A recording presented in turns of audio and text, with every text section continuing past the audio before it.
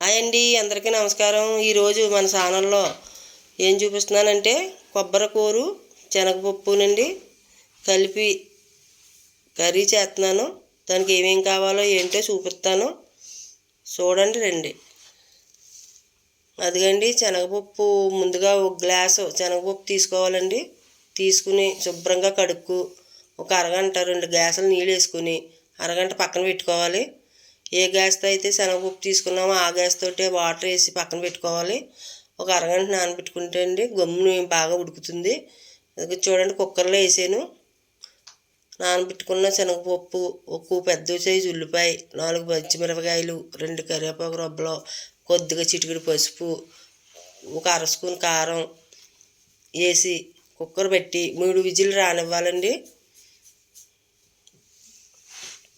3 విజిల్లు వచ్చిన తర్వాత మూత తీసి చూస్తే చూడండి అలా ఉడకాలి. పప్పు బాగా మెత్తగా ఉడికిపోయినా సరే బాగోదండి, పొడిపల్లాడుతూ ఉండాలి. కాబట్టి ఇప్పుడు కొబ్బరికూర వేసుకుని కొద్దిగా 1 స్పూను కళ్ళుప్పు వేసుకుని, నేను కళ్ళుప్పు వేసానండి, మీరు సాల్ట్ అయినా వేసుకోవచ్చు. కళ్ళుప్పు వేసుకుని మూత పెట్టి 2 విజిల్ రానివ్వాలి. ముందు 3, ఇప్పుడు ఒక 2 అండి. 5 విజిల్లు వస్తే సరిపోతుందండి. చూడండి అలా ఉడికింది కదా, పొడిపల్లాడుతూనే ఉండాలండి. ఈ కర్రీ ముద్ద కింద గట్ట ఉండకూడదు.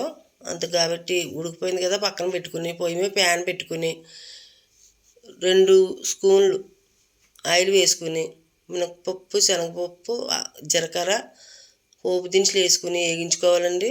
వేగించుకుని దాంట్లోనే ఒక ఎల్లుల్లిపాయ గుడ్లుగా చేసుకుని వేసుకోవాలి. 4 ఎండుమిరపకాయలు వేసుకోవాలి. వేసుకుని 2 కరివేపాకు వేసుకోవాలి.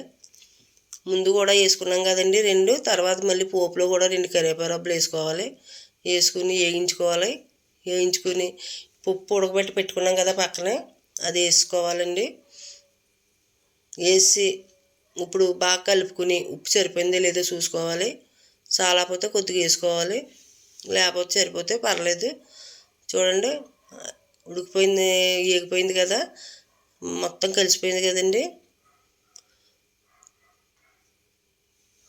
ఇప్పుడు కొద్దిగా అలాగా చిమ్మిలో 1 నిమిషం మగ్గించుకుంటే ఏమన్నా వాటర్ ఉంటే ఎగిరిపోతుంది. ఇప్పుడు కొత్తిమీర వేసుకుని కలుపుకోవాలి. కలుపుకుని సర్వింగ్ బౌల్లో తీసుకోవాలండి. తీసుకుని అదిగో చూడండి, కొబ్బరికాయ శనగపప్పు కూడా ఎంతో టేస్టీగా ఉంటుందండి. మీరు రసం పెట్టుకుని తింటే ఎంతో బాగుంటుంది. మీరు మీ ఇంట్లో ట్రై చేయండి. ట్రై చేసి నాకు ఎలా ఉందో కామెంట్లో పెట్టండి. బాయ్ అండి, ఇంతేనండి.